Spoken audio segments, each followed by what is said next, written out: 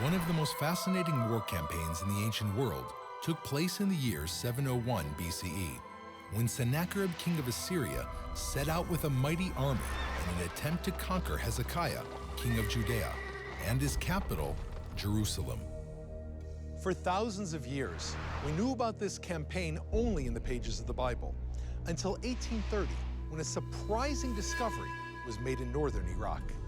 In Sennacherib's palace in the city of Nineveh, archaeologists found a hexagonal prism made of baked clay with an inscription in Akkadian. In the inscription, Sennacherib, the great conqueror, commemorates his military campaigns, including his expedition to the land of Judea and Jerusalem.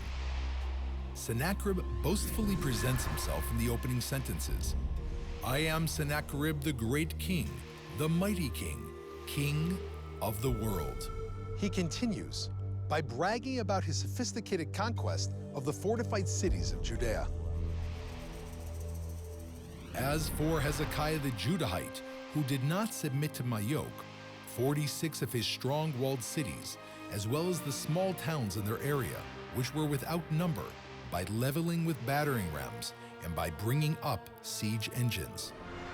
The Book of Kings recounts very much the same reality. Now in the 14th year of King Hezekiah, did Sennacherib, king of Assyria, come up against all the fenced cities of Judah and took them. It is fascinating that even the heavy taxes imposed by Sennacherib upon Hezekiah are described in an almost identical manner, both in the Prism and in the Bible. "He, Hezekiah, overwhelmed by my majestic awe, he sent me to Nineveh, my capital, 30 talents of gold. And Hezekiah, king of Judah, sent to the king of Assyria 300 talents of silver and 30 talents of gold." Despite the heavy taxes that he had imposed, Sennacherib was determined to conquer Jerusalem. However, the end of the story and the fate of the city as described in the Prism is very peculiar. Rather than boast of his conquest of Jerusalem, Sennacherib settles for a brief description of the caged King Hezekiah. "As for Hezekiah the Judahite, like a caged bird, I shut him up in Jerusalem, his royal city.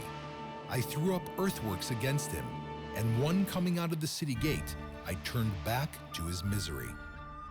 Many scholars believe that this meager account serves as convincing proof that Sennacherib did not succeed in his design to conquer Jerusalem. The Assyrian army had to withdraw after failing to subdue its enemy. A more precise account of the battle's end and of what took place behind the walls of Jerusalem is brought forth in the prophecy of Isaiah.